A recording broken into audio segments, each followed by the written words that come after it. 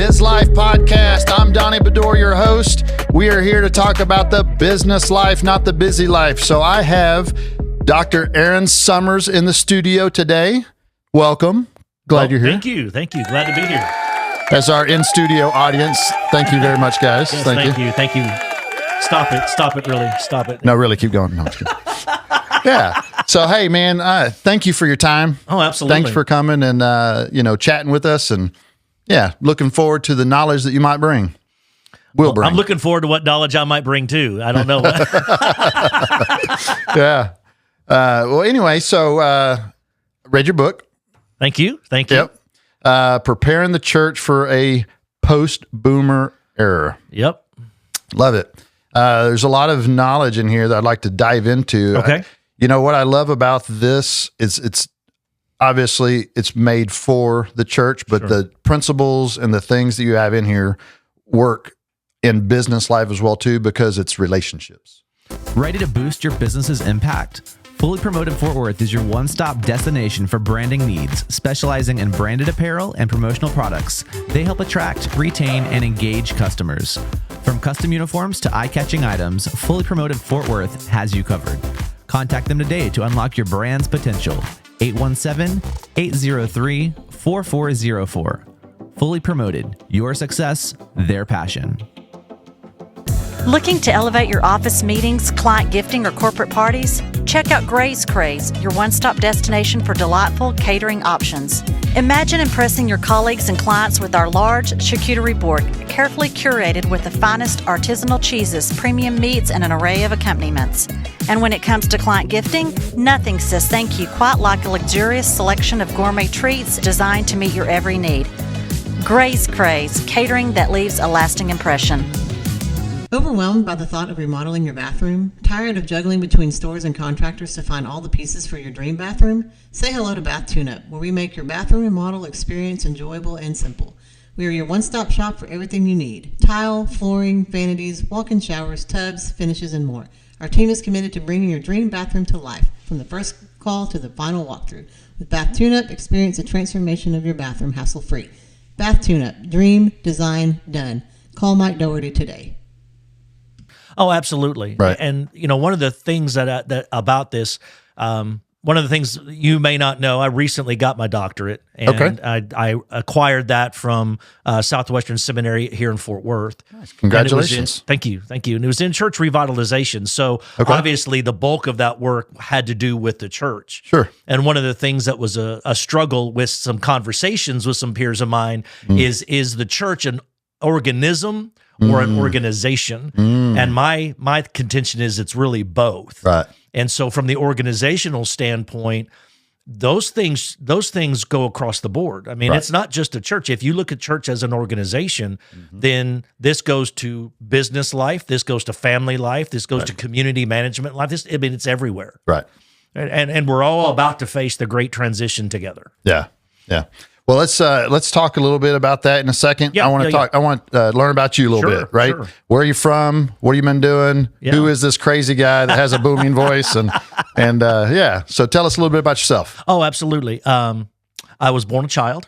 Yeah. Anyway, but I was adopted when I was 30 days old, and so that kind of shaped my life a lot. Not in a negative way. My parents told me before I went to school, they said, "Okay, we need to help you understand something so that if kids pick up on it, that you're prepared and it's not like a shock or anything like that." Yeah. And so I've known my whole life that I was adopted. My dad was an air traffic controller.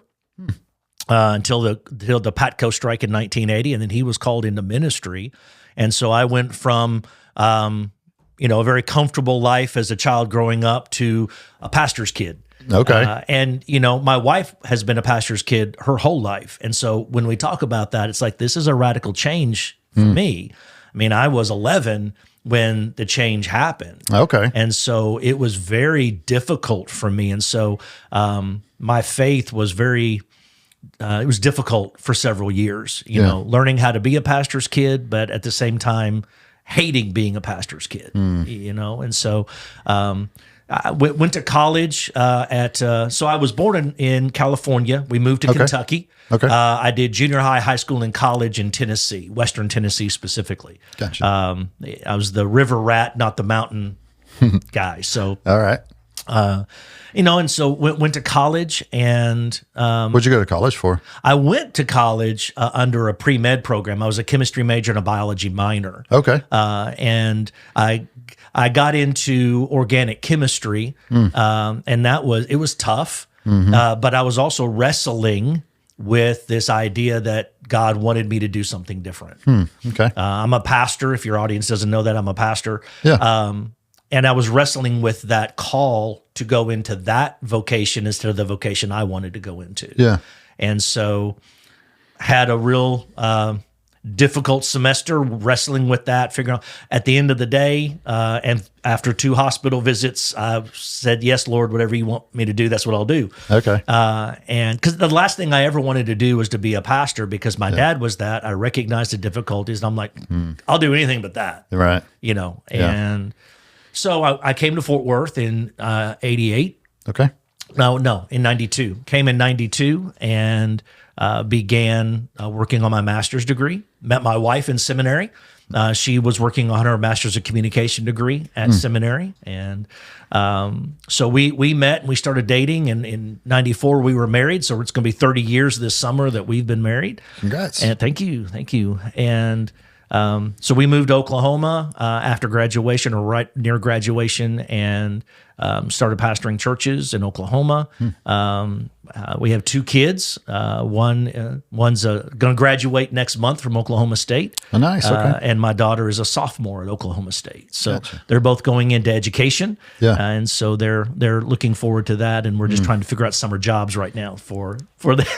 For them. I understand. We have our youngest, our daughter is at DBU. Yeah. And she's in the summer job looking program right now. So no, my parents actually live in Oklahoma. Okay. Yes. Newkirk, Ponca City, way up north. Yep. Where did you reside mainly in Oklahoma? Our last stop was in Perry, Oklahoma. I know where that's at. Yeah, Yep. absolutely. We were there 8.5 years before coming to Texas. Very cool. Yeah. So. Very, very nice. And so currently, right, you're pastor of FBC Crowley. Yes. Yeah. Yep. And then what do you do also on the side? Because you have another business as well. I do. I have, since graduation, I really wanted to put that to work. Yeah. And realize that there's a lot of need out in our community and in the business world. Coaching and consultation is a hot topic, right? That's everybody's doing it kind of idea. Right. My niche in that, my business is called Restoring Significance. Okay. And you can find it at restoringsignificance.com. Yep. Went through a clarity work in my own life. And so I came out with that and said, I want to help people and businesses to clear the fog and find clarity in what they want or what they need to do. And so I help entrepreneurs, executives, organizations to find their way. A lot of times we're out of balance, we're out of sorts, or we're like, I'm busy, but what am I actually doing? How am I actually impacting this world? And so through conversations and coaching, I can help them find that out and discover that. So that's what I do. I also work with churches throughout the state of Texas, and I consult with them and help them find some restoration, some revitalization in their own space. So I work with pastors largely and helping them do that. And discover how they can achieve some better things in their church life. Yeah, that's awesome.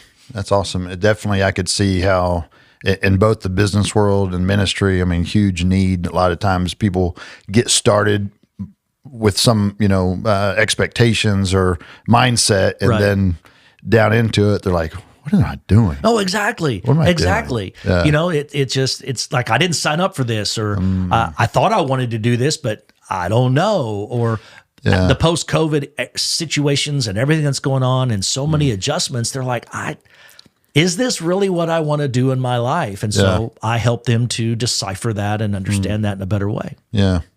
Yeah. So it's like, anyway. So Yeah. So one thing that I was really intrigued about in the book, and then also the conversation that we had, is the differences in like generations, right? And I've noticed that in some of the businesses that I run and partners with, is we will have difference in generations, right? For example, like our martial arts academies that we're a part of, 20 years this year, and we've seen it, grow to multiple locations. But, here, I don't know, it's probably about a year and a half ago, I was just looking around at one of our weekly business meetings that we have, and I'm like, dude, there's like 60% of the people in the room are like in their 20s. And the rest of us are almost in our 50s. Right. And it's like before, whenever we were first growing this, we were all about the same age.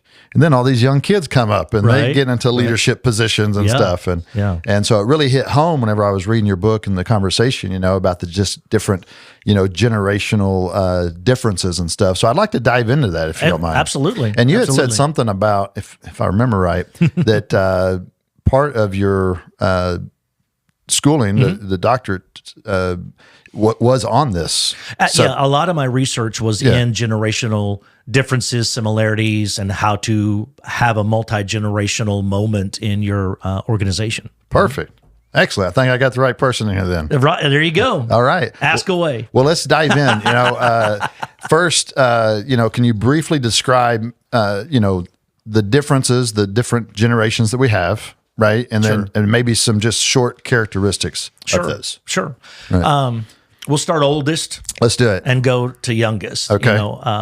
The oldest, and they're not much in the workplace anymore, but we have what I call the elders, which would be, a lot of people might call them builders, and the silent generation, those that were born before 1945. Okay. And so I lump those together in the elders. Now, there's still a few of them around that are dad. That are owners. They may own the businesses. They may not be in the day-to-day, but some of them are. You know, they're still in that day-to-day. And so I call those elders. Okay. And then you have the boomers, which we're all very familiar with. Right. The boomers were born 1945 to 1965. Now, all of these dates sociologically are a little blurry. Right. But in general, they're 45 to 65. They're the post-war, post-World War II babies. And in the abundance, the prosperity of America, specifically in the Western culture, the prosperity and the abundance that happened really created this generation to be very competitive. They were, until the millennials came along, they were the largest generation in America. Okay. And so when you think about that, so a couple of things happened as they were coming of age. You've got all the vets that came back and took up all the jobs. Right. So what jobs were left, which were not as many as they are now. Right. You have the largest generation coming of age, and so they became competitive because they had to be. If they weren't in a competition, and how are they going to get that job? They had to compete for everything, and so it just became a part of their nature to be extremely competitive. But they also are very controlling. Okay. And again, if you're a boomer out there, I'm not being offensive to you. Just the blanket statement for boomers, they are a controlling kind of generation. Yeah. We wouldn't know what a helicopter parent was without the boomers. Gotcha. Okay, because that's what they became. Yeah. And there's some sociological reasons, there's some cultural, societal reasons why that came about. Right. And so then you have the Gen Xers, which were born 65 to 80, 1965 to 1980. I'm a Gen Xer. Same here. Yeah, you're a Gen Xer. Yep. We're the smallest generation, actually. Okay, I did not know that. We are the smallest generation. We're a very skeptical generation. We're a very pessimistic generation. That largely came about because we saw all of our parents we grew up in divorce. We were the first generation to really face this large scale divorce, but we also were the generation that mom went back to work. Yeah. And so mom went back to school, mom went back to work. We became known as the latchkey kids, that we had to let ourselves in the house. Mom wasn't there. Yeah. We were the first generation to face that.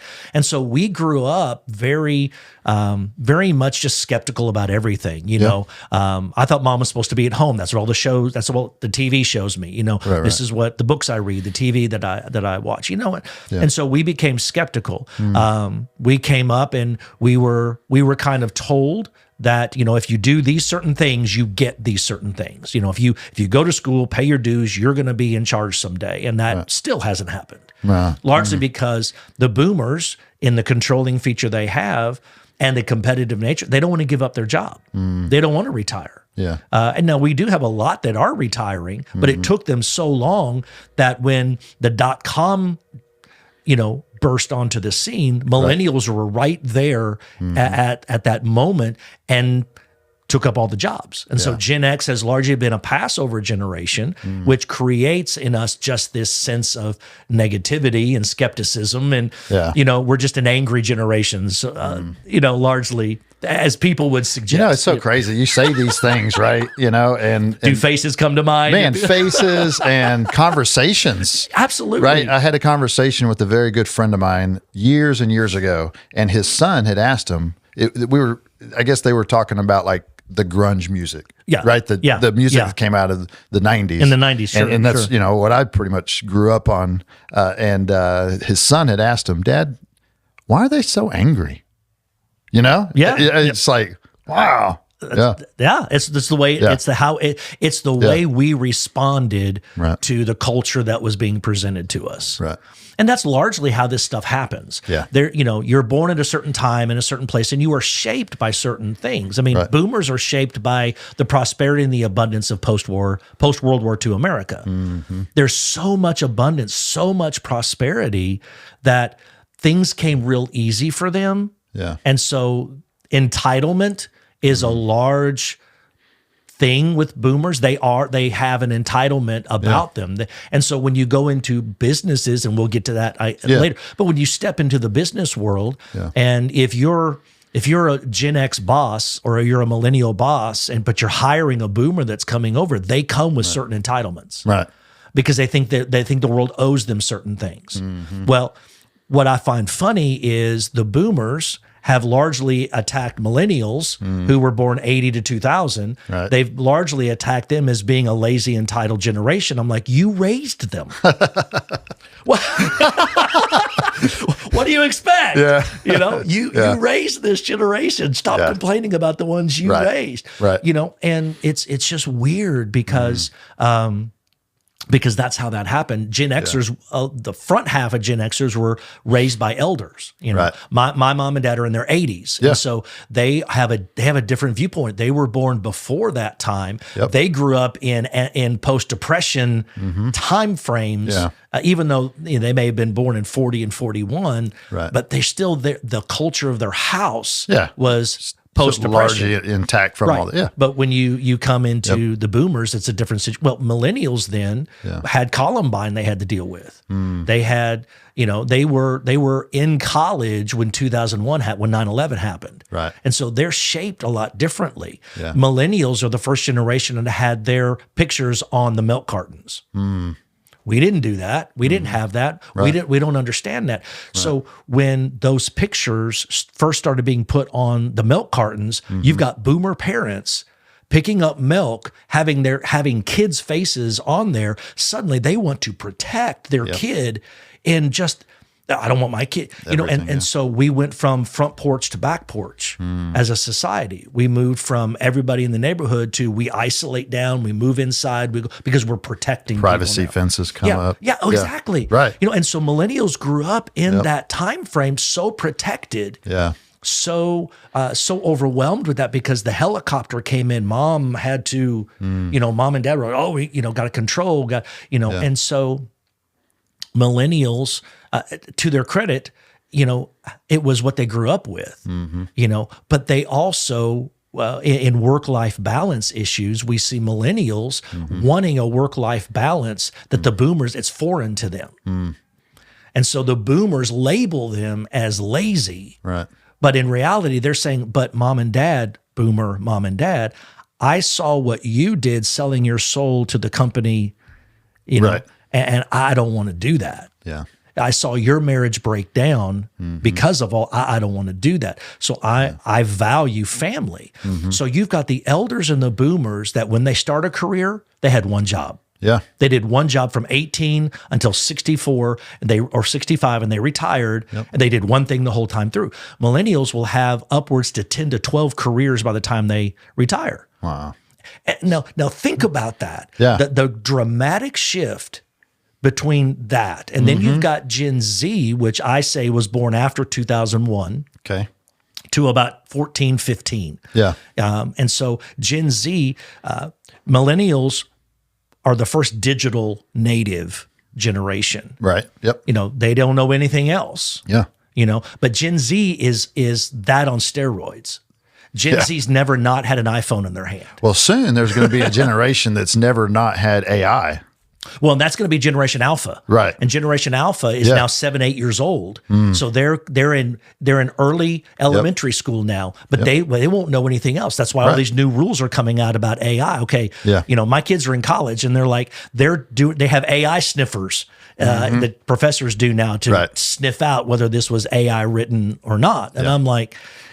This is crazy to me. It is crazy. So you've got all of these generations that have, you know, boomers are competitive, Gen X is angry, millennials are trying to find balance in their life. You know, I'm just trying to be simplistic. Yeah, millennials are trying to find balance in their life, and Gen Z's saying, you know what, this whole world that y'all created, we're going to fix it. Yeah, and you're not going to like the way we fix it, but we're going to fix it. You know, and so they're so passionate. Millennials started the passion of we're going to change the world, right? Yeah. And Gen Z again on steroids. They're like, oh no, we're really going to do it. Yeah. You know, and so you've got this. Millennials is the largest generation in the workforce right now. Boomers were, but because so many are retired now. Yeah. You know, we've got your organization. If you have largely boomer workforce in leadership, let's say, you've got 20 years before you're going to close your doors if you haven't figured out how to prepare for when the boomers are gone. Right. They've got the wealth, they've got the wisdom, and they've got the positions. And if we don't figure out how to make a multi-generational workplace, then you will fail because when they're gone, you've got no plan. Man. This is good. This is good. I love it. Hey, listen, if you're watching, man, make sure you like, subscribe, hit the subscribe and the bell for notifications. Share this out. This is going to be a great episode. So let's get right back into it. All right. So challenges, you know, encountered within the workplace, right? So whenever you do have these different generations working in there, right? Because I see the overall picture of, all right, we need to have a succession plan. Right. If our business, our organization, if whatever we have is going to survive, then we have to be intentional about that plan. Right. What are some challenges that you see in business with, you know, different generations within it? Well, the one of the greatest things that I'm seeing is just a communication challenge. Okay. Because of not just the words we use, but the way that we communicate. Oh, it might. Yeah, exactly. Exactly. Yeah. You know, because boomers still would prefer face-to-face. Yeah. And if you write a letter, they love that. You know, who writes letters?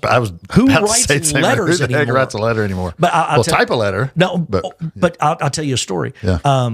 As a pastor, I deal with all the generations. Yeah, right? Sure. Okay. And so I can text a millennial, I can text a Gen Z and say, hey, I really appreciate the work that you've done. Thank you for that. Right. I'm golden. Yeah. I text a boomer that, they're like, wow, you don't even have time to write me a thank you note. Oh, wow. Yeah. Okay. That's huge. No, it's huge. It is huge. Because if you want to show appreciation in the workforce, you have to consider to whom you're showing appreciation. Yeah. Because boomers want the awards, they want the accolades, they want the attaboys. You pull them up in front of everybody and say, you know what? Joe did a great job. Didn't Joe do a great job, everybody? Right. Well, let's praise Joe for the work that he did. Yeah. Okay. Millennials don't care as much about that. Why? Because they grew up getting a trophy for everything. Okay. No, that's my angriness in Gen X. Okay. We're gonna get the comments today. I love it. I love it. Yeah. Comments mean they're watching. Comment below. Hey, no, really. Hey, if you're watching right now, if you're watching on a YouTube channel, please comment where you're watching from. Give us some acknowledgement. And what generation are you? Perfect. And what generation you are. Thank you. There you go. Absolutely, man. Do that right now. Exactly. Seriously. What are you waiting for? Do it right now. Right. Go ahead. We'll wait for you. That's right. Yeah, Jeopardy music. Bum, bum, bum, bum, bum, bum. I don't know. Was that a copyright error? I don't know. Did we just blow up a copyright? We probably were not on. I was about to say, we probably weren't on tone enough to be copyright.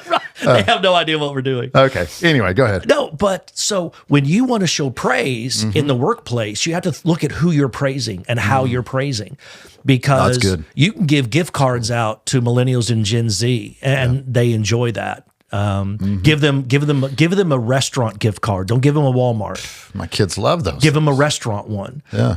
But if you want to give a gift card, put it in a thank you note that you hand wrote to say thank you, and hand that to a boomer. Yeah. Because it just means more. So communication, No, that's good. that's just one little area. Yeah. When you think about how you communicate your brand in your business, how do you communicate the weekly needs in your business? How are you communicating to your sub teams?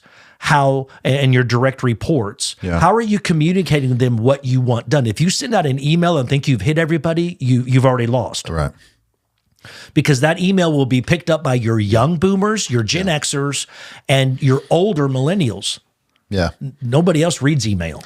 You know, this is so great, right? It's like sparks flying. Sure. So, talking about even like in marketing, right? Yes. Marketing to the different generations. Same thing. So the other day I was on a delivery and went to the wrong house. This sweet old lady answers the door, right? And, she's like, oh, you got the wrong address, whatever. And anyway, she's wanting to talk to me about what I was doing and ask for a business card, something tangible like that. And I was thinking, man, That's a boomer. that is complete boomer, right? That person, I could easily probably send her a direct mail piece in her mail. Oh, yeah. And she would get it, read it. And if it meant something she'd to order her, something. Man, she'd order something. She'd put it up on her fridge. Absolutely. You give Absolutely. that to my kids, and They throw it away. Throw it away. Yeah. Yeah. Or even to someone Gen Z, yeah. Yeah, Anyway, we've been and the big, love how that. The big thing about the millennials and Gen Z is they've been marketed to so hard over the years that that generation largely has started to feel, and feelings are big on the millennials and Gen Z. Yeah. Facts are big for the boomers and the Gen X. Yeah. Feelings are bigger. So they start to feel like a commodity. Yeah. That you're just selling futures on the cattle market and you're just calling it the millennials. Okay. Right. They don't like that. Yeah. So they don't like to be, they don't like to feel like a commodity. Yeah. Now that's a weird thing, and it's a conundrum, because at the same time they're like, no, Right. no, okay. So we have to figure out ways in the marketing structure. Yeah. So, but going back to talking about how you communicate to your teams, right? So boomers want bullet points, and so do Gen Xers. Now, if you can tell a story and give bullet points, you've got you wrote that in a letter, printed it out, and gave it to the boomers. That's what they want. Okay. Yeah. But Gen X, that we're just like, get to the point. Yeah. Stop telling stories and get to the point. Right. That's good. Over the years, I've seen boomers love to tell stories. Yeah. Okay. And Gen X are just like, when is this going to start? When is this actually going to start? Right. And so you just have to understand who you have. Right. And as a manager, as an owner of a medium-sized, could be small to medium-sized business, you're going to deal with a lot of these. Now, maybe you're crushing it. You've only got millennials, and so you only have to focus on that. But it's likely that you've got several that you're dealing with. And just because they're young Gen Z is still different than millennials. Have the generations been this defined? And that's that's the unique thing. Until we got to boomers. Yeah. Youth are always youth. Sure. Okay. Every teenager since Cain and Abel. Right. That, and even in Cain and Abel, one of them did stupid things. Okay. Right. You know what I'm saying? Oh, true. So youth have always been youth. Yeah. Okay. And so you can't say that, well, until then they were all just pure. No, they weren't. Okay.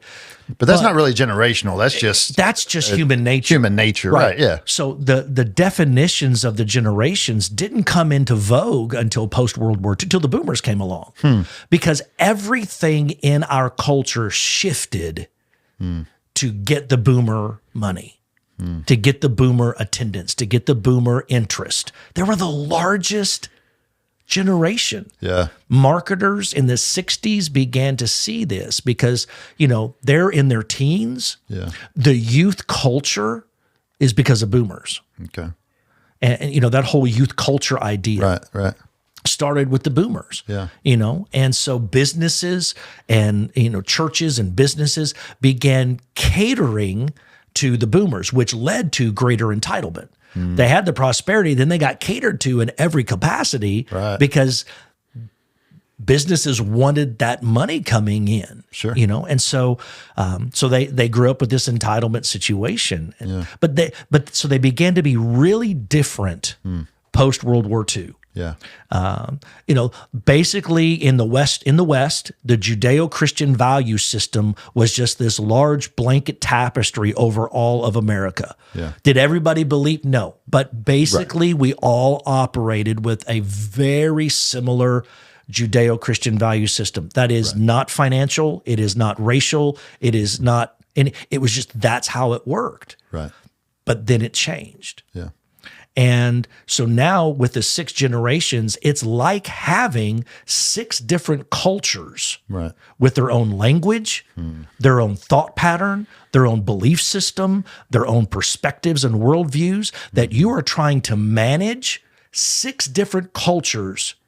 And on top of that, you probably have a business culture that you want to create in your business. So now you're having to manage 6 cultures to agree on one culture and work together to get there. Management and leadership has never been as hard as it is right now because of that. Yeah. Yeah. No, that's great. And huge challenge, right? Absolutely. Huge challenge. Of course, the larger your organization is, the more it is. The more it is, right? Yeah. Right. Well, we talked a little bit about communication strategies, or actually communication differences, right? In your experience, what strategies have you, proven effective in tailoring that communication, with the different generations? Have you found any that, just knowing is a huge factor. Knowing's the huge factor. Yeah. But doing is what is the strategy. I can know they need different. Yeah. But as a manager, so often we are stretched thin, or as a business owner, we're stretched thin across different things. Sure. And so what we say, I don't have time for that. So what we are telling, we choose a communication strategy, right? Right. And we just tell everybody else to suck it up, buttercup, and deal with it. But the problem is you're just creating an angry mob as a workforce. Right. As a leader, as a manager, we have to figure out how to make, we have to cater to them. Yeah. It reminds me of a book I read a while back. It's The 5-Minute Manager. Yeah. Read that, right? Yeah. And it's just learning how each of your areas, people, whatever, communicate and learning how to communicate with them. Right. Someone may say, "Oh, well, Bob, man, he's strict." And the other one's like, "No, Bob's actually really coaching. He's nice, know." But it's what that person needed is what Bob was able to cater to. No, exactly. Exactly. Yeah. So the strategy that works is a sense of understanding that from boomers to the young is on a sliding scale of analog to digital. So the boomers want analog, written letters, phone calls, and as you move younger, it gets more digital to virtual. Yeah. That's a great way of looking at it. Yeah. If you have a call center that has robocalls, boomers hate that. If they call in, they don't want to have to, they don't want to go through a menu. Yep. And then what's worse, and I know we do it because it's a money saver. We do it because it's time. And what Gen X and millennial managers and leaders say, it's efficient to do it that way. Right. But the boomers want somebody to pick up the phone and talk to me. I found myself even going, when can I talk to a human? Right. Okay. So we even I'm 53. So at 53, I'm even sometimes struggling with the layered menu approach because what that tells me is you don't care about me as a human. You just care about my money. Right. And the older they get, that they believe it more. Yeah. And so we even have to figure out, how am I communicating with the public? Yep. And I'm a big proponent of, if you have a business, have someone pick up that phone. Right. If it's, hey, I need to direct you to a department, great. But have a live person. Have somebody at least say, hello, how you doing? Right. Yeah. No, I think it's fantastic. So for sure. What have you found as far as fostering team cohesiveness, right, within the groups? What are some strategies you think that are effective that you've seen? Yeah. Getting the boomers to communicate and work well with the Gen X or the millennials or whatever, right? Right. Yeah. Well, I have what I call the 4 E's of a multi-generational team. Perfect. And so the first one is education, raising the awareness. People have talked about the generations now for 40 years.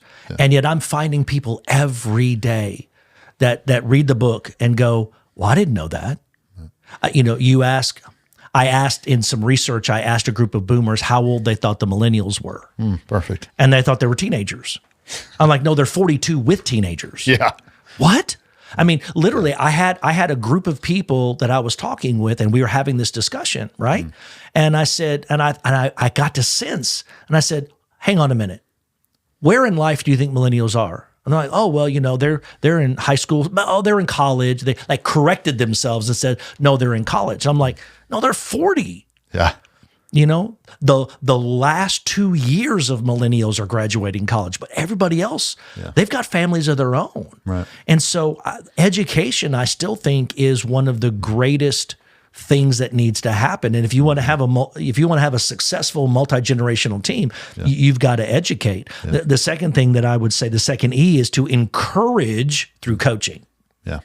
And so you have coaches that go and you're encouraging the boomer, encourage the Gen X, encourage this team. So you encourage through a coaching mentality. And so that's the second E. The third E is going to be to enable mentoring. And I say cross-generational mentoring. Yeah. Because if we say, okay, boomers, you need to go mentor the millennials, the boomer takes that as a power grab.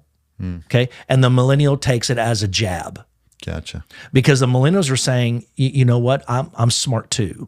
I know stuff. Sure. Right.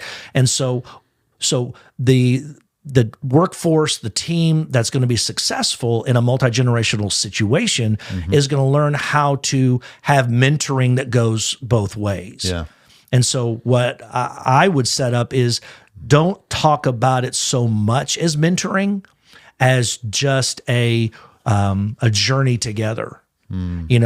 So what that does is, okay, John, you're a boomer, James, you're a millennial, and you don't tell them that, but in your mind, you're thinking that. You go, I want to put them in a room together and give them a project to work on. Yeah.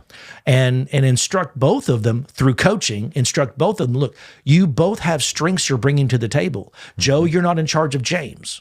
Right. James, you're not in charge of Joe, but together I need you to fix this problem, or I need you to solve this issue. And showing them how each of them have strengths, and each of them have different perspectives of how to solve that problem, begins to encourage the working together, and it starts to form bonds, because as you said earlier, it's all about the relationship. Yeah. And then the fourth E is just evaluate everything. Yeah. You can't just say, all right, I set up this program. Whew, boy, I'm glad that's done. I can go do something else. Okay. You have to evaluate everything. Cultural knowledge, cultural wisdom is doubling every 2 years. What do you mean by that?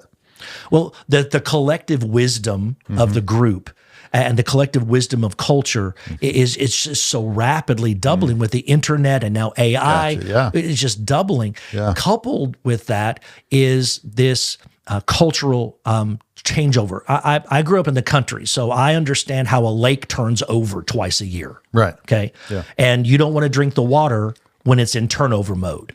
You know, if you go to a local restaurant that gets their water from the lake, that's good, except for about 4 weeks a year.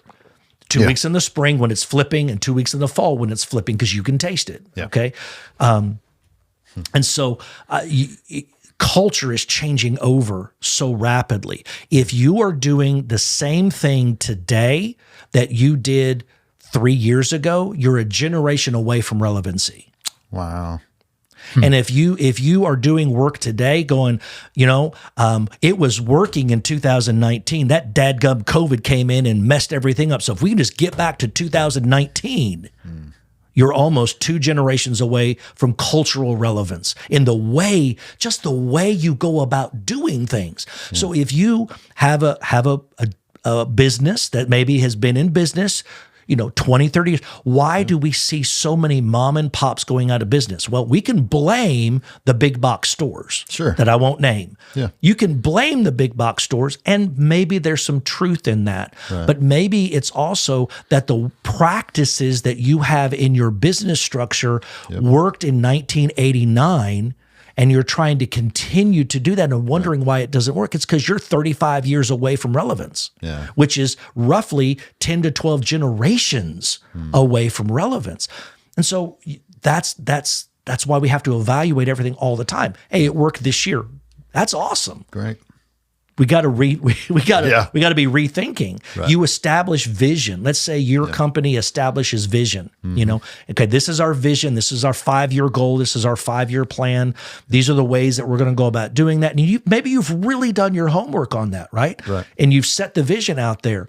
Well, when you hit about year 2 or 3, you better start thinking about the next 5 years after that, because otherwise you're going to climb that mountain, and all of a sudden you're going to be sliding down the slippery slope because you didn't keep up. Yeah.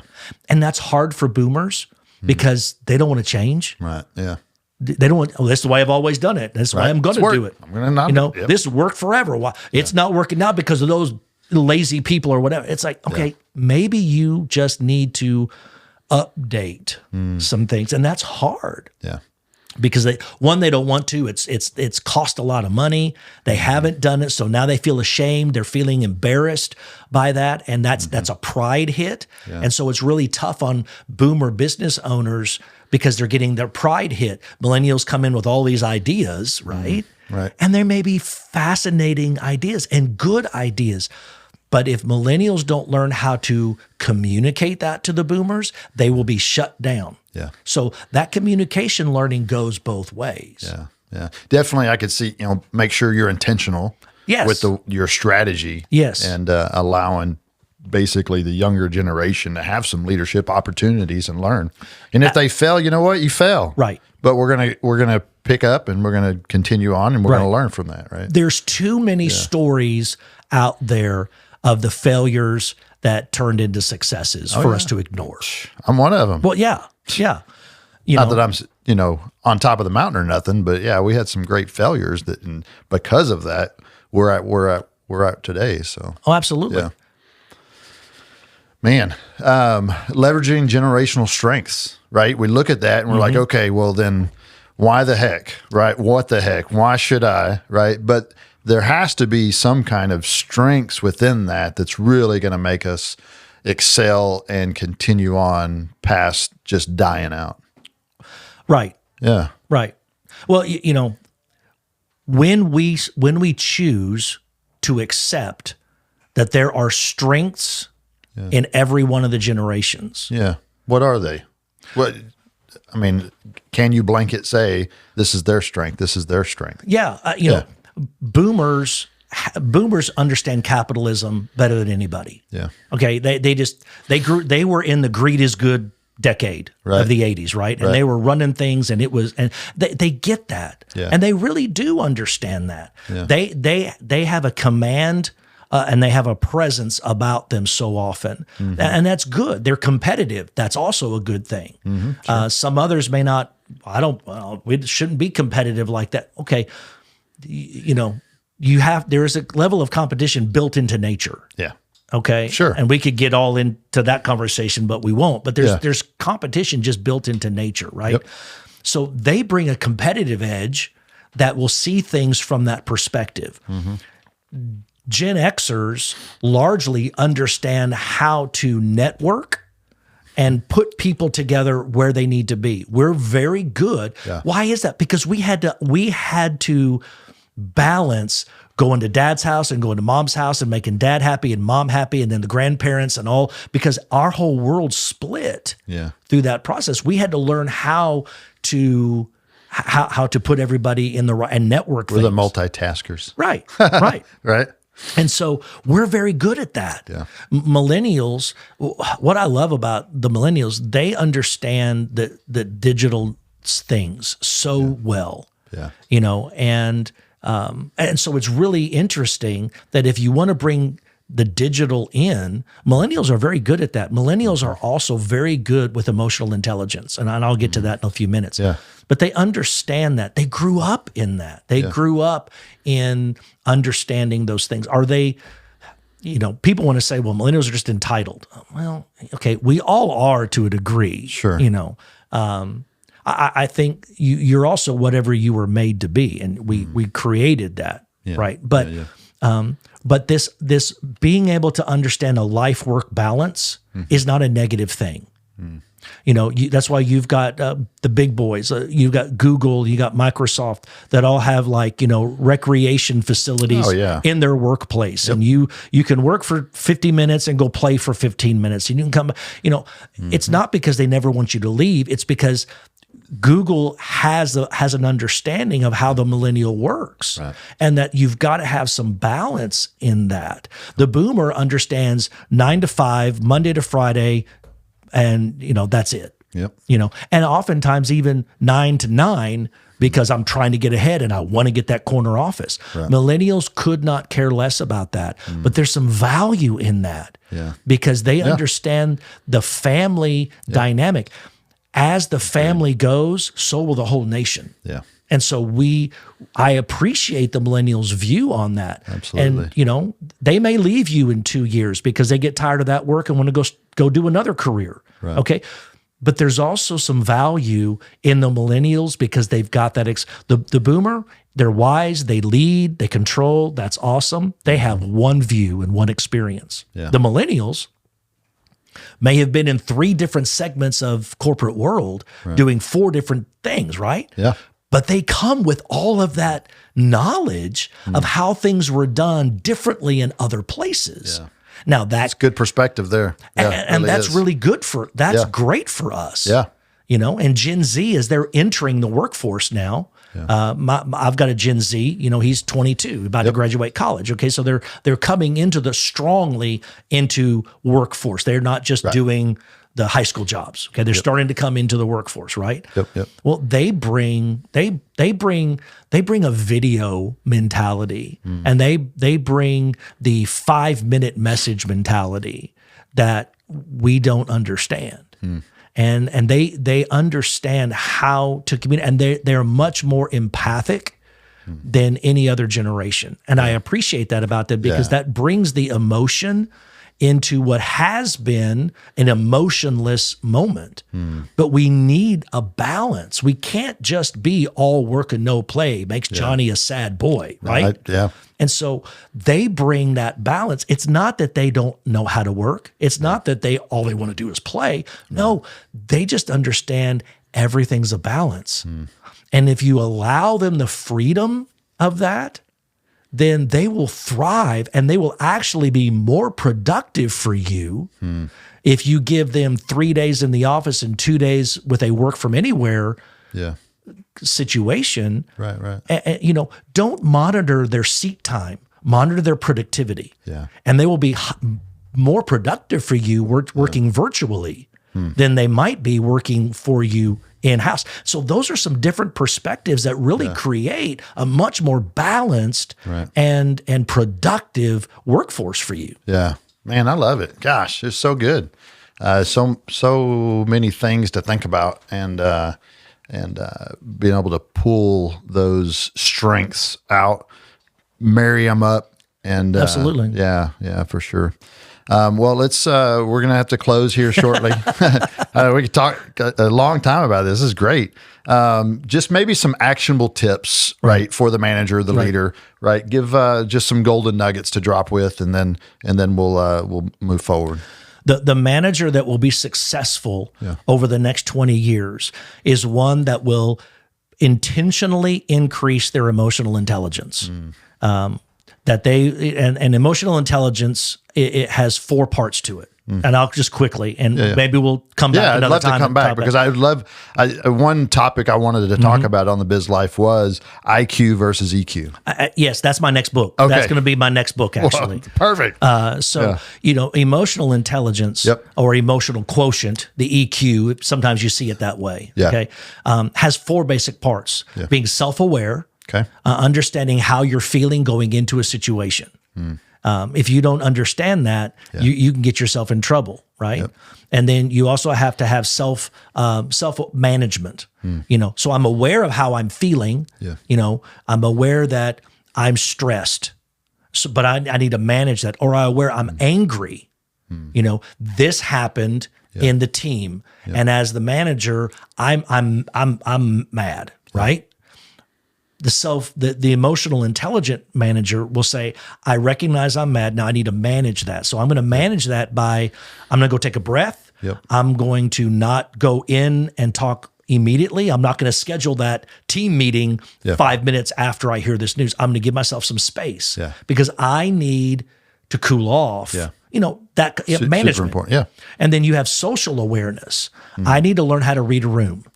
You need to learn how to read the room. That's an empathy that you need to have. And and millennials and Gen Z, oh my gosh, I've got 2 Gen Z kids, and one of them specifically, I mean, they just know how to read a room. And it's just like, that's fascinating. They're like, my daughter specifically, she'll be like, hey, Dad, you know that they're not happy, right? And I'm like, they look happy. She'll no. No. This is my wife all day long. I bring her with me on meetings and things like that just because. It's a gift. Right. And I've always said staff to your weaknesses. Agreed. If you're wired, if you're a DI on the disc management, you don't have a lot of this. So staff for it. Make your admin or make a partner or whatever. Bring somebody in that has this skill if you are unable to learn it. Bring somebody in and run it through them. Hey, it's not gossip. I just want to know what's going on because you have the heartbeat. And I don't see that. Okay. So, and then social management, being able to build interpersonal relationships and being able to capture those and keep those. The manager that learns emotional intelligence will be successful, and the one who doesn't will be fired because you won't be able to keep up. Especially with a growing millennial and Gen Z, you have got to understand emotional. And if you're a boomer, it's going to be hard. But you need to learn it if you want to have success with the upcoming generations in your workforce. Love it. I love it. Thank you so much. Last thing, right? Told you to be prepared to maybe tell a story or something, right? So this is the later in the podcast, right? Usually those our are friends and family. Friends and family are now here, right? They're the ones that kept this journey with us. That's right. Yeah. That's right. So share with me. What'd you bring? I'm a bandy. Okay. My family calls me a bandy. I in 8th grade, we just moved to this community, and I wanted to be in the band, right? And my mom and dad, we were poor. I mean, we were poor at the time, and so I had this big burly band director, right? Okay, he's like 6'3", 250. His name's Harley, okay? So, I mean, this is Harley, and Mr. Patterson, if you're watching, this is you, right? And so so my mom and dad say, well, we want you to be in the band. We get that's awesome. What do you want to play? Well, I wanted to play, particular. And they said, we can't afford that. And I'm like, well, what can you afford? Well, we can afford a clarinet. Okay. This is 1983. Okay. As a guy, guys don't play clarinets. And my mom and dad tried to sell me on, well, look at all the jazz people in the 20s and 30s. They're famous people play clarinets. I'm like, yeah, and they got beat up at school too. So I start on the clarinet and I show up to band, right? Yeah. And I'm playing the clarinet and I'm okay. I'm halfway decent. Yeah. And the Harley comes by and he said, are you want to be in the marching band next year, right? I'm like, yes, sir. He goes, we need to get you off the clarinet. And I'm like, well, he's like, I've already got it handled. He had found a really discounted tenor saxophone. Okay. And basically gave it to us. And, and so I started playing the tenor saxophone and I marched the tenor saxophone. I marched the baritone saxophone. I played a bassoon in symphonic band. I mean, so it's just been a part of who I've been. I still own an alto sax. We pulled it out the other night and started playing it. My daughter's like, how do I play this thing? And so I was showing her how to play it. It just, so nice. they tease me that I'm a bandy, but it's just been a fun part of my journey and a fun part of my life. Is some great times that I had in that high school and college time, marching and playing. So, just one of those stories. Love it. Thanks for sharing. Absolutely. Man, that's hilarious. Good stuff. Man, I tell you what, thank you so much for your time. Yeah. I know you could be doing many other things, and thanks for sharing all the wisdom and knowledge, and definitely want to circle back to some of those conversations that we can elaborate a little bit more on. And absolutely. For the business, the Restoring Significance, right? Yes. How can someone get a hold of you if they're interested in coaching, mentoring, right? What you can do for them? RestoringSignificance.com. Easy. And they can email me at aaron@restoringsignificance.com. I try to keep it simple. Yeah. I'm a Gen X. I have to have it simple. You know what I'm saying? There you go. So that's really simple. And the book is on Amazon. Yep, on Amazon. That's where I got it, and I'm gonna gift this to a very dear friend of mine. Okay. Now that I've read it, and I'd like for you to sign it for him. I will do talk that after this. Absolutely, my pleasure. So preparing the church for a post-boomer era. Again, take out church and put your business right. And man, there's a lot of knowledge in here. Thank you for spending the time in writing that and letting us talk about it. Absolutely, my pleasure.